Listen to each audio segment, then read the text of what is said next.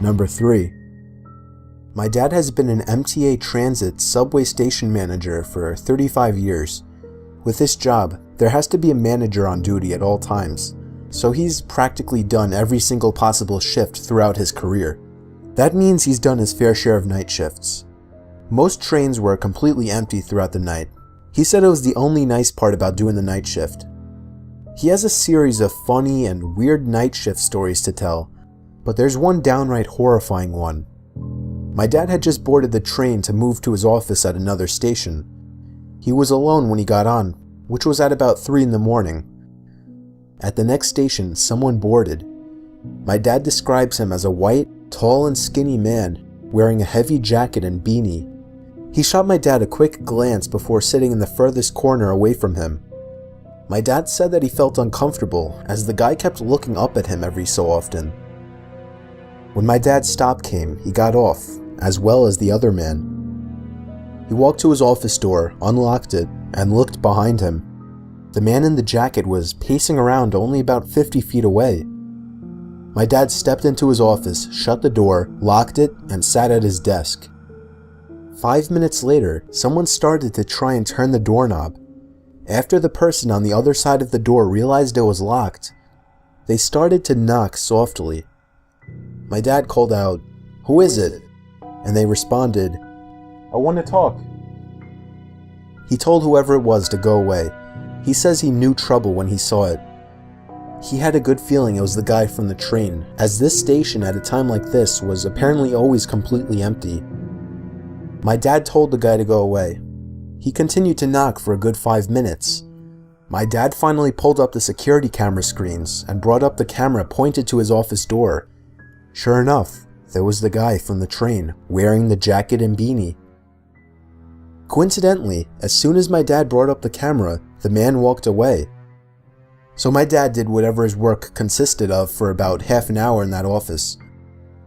Before leaving to catch the next train, he checked the camera to make sure that the weird guy wasn't out there. He locked up and walked down the stairs to the train platform, where he got on the train right away. Looking out the window, he saw the guy from before walking down the stairs to the platform, and then stepping on the train into the same car as my dad. He sat down on the opposite side, a few seats to the right. My dad tried to look away and pretend not to notice him, but he knew the guy was staring at him. He at one point gave in and stared back, giving a slight nod and smile in some sort of truce attempt before looking away again. The man stared at my dad the whole ride to the next station, but my dad never looked back at him once after the first time. Now you may be asking, why didn't he try to forcibly get the guy to back off? Well, despite my dad's intimidating size, he's always been a complete teddy bear, no bark and no bite.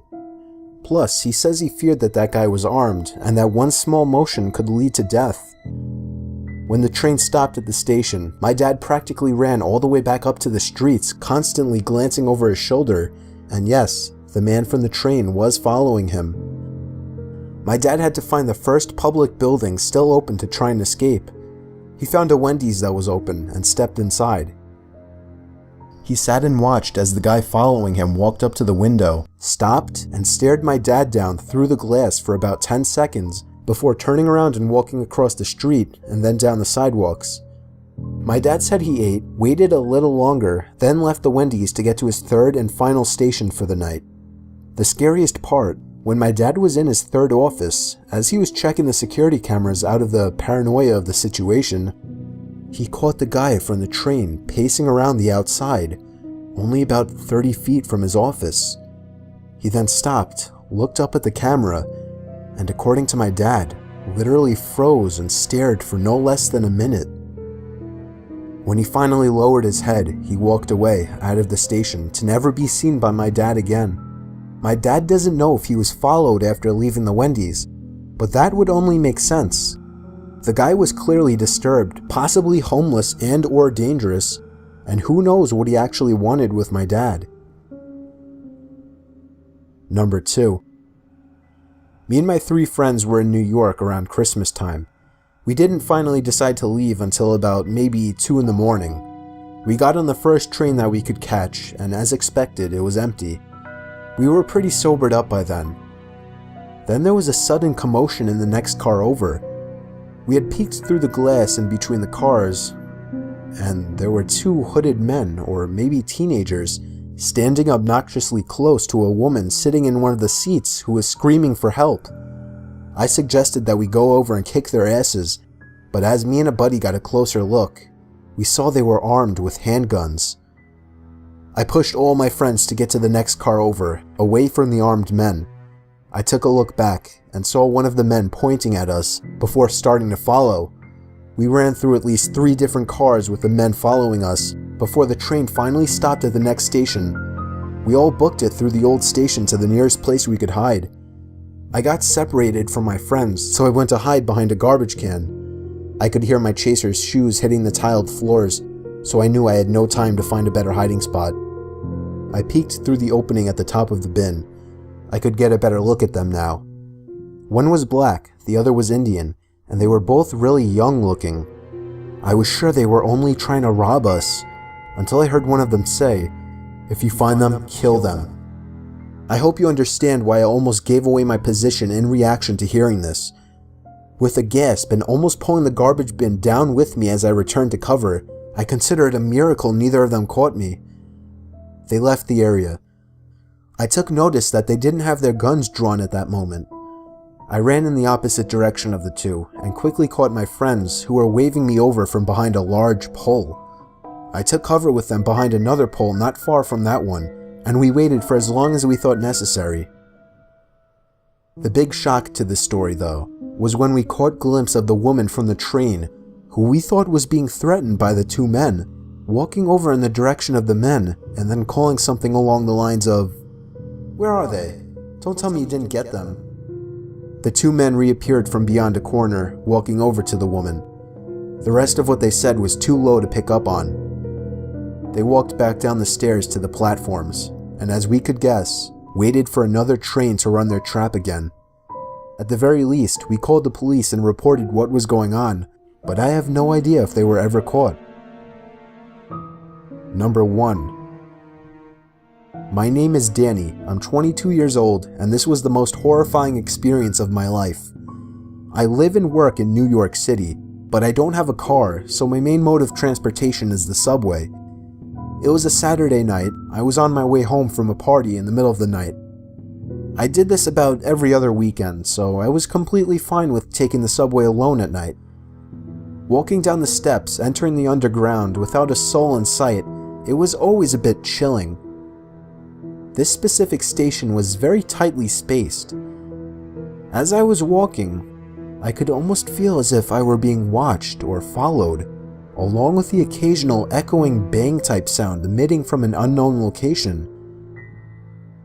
I was early for the train, so I sat on a bench and waited. This is something straight out of a horror movie. I heard this exact phrase. "Psst, over here, buddy." There was somebody standing on the tracks inside the tunnel, poking his head out and looking at me. It was a filthy-looking man, I'd say in his early 40s.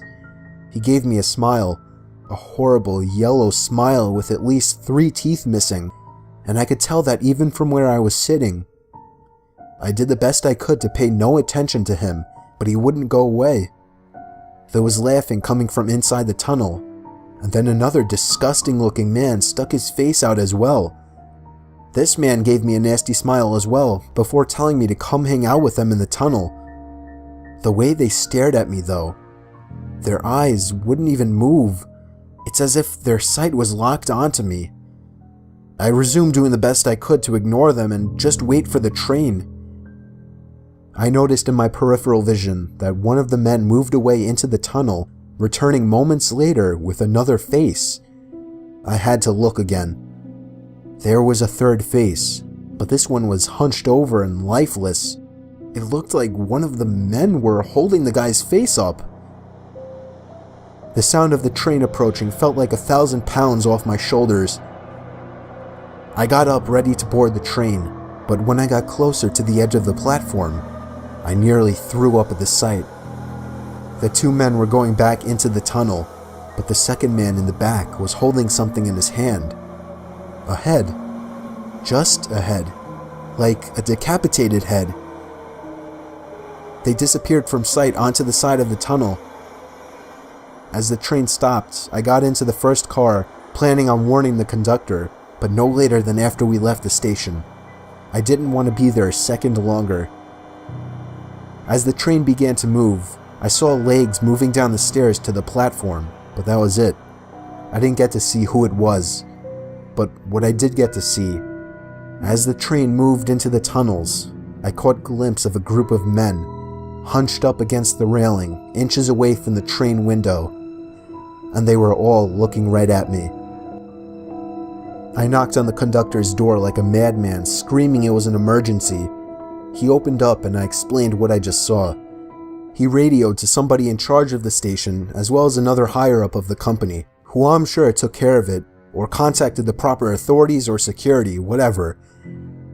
It seemed to take ages for my stop to come, but when it did, I practically had to hop in my walk from relief. I have since been to one party at the same friend's house, but I skipped that station. I decided it was worth it to take the extra long walk to the next station. I don't know if weird shit happens often in the subway at night. In my experience prior to this incident, it never did. But after this experience, I think I should say you should be extremely cautious when in an isolated place like a subway station late at night.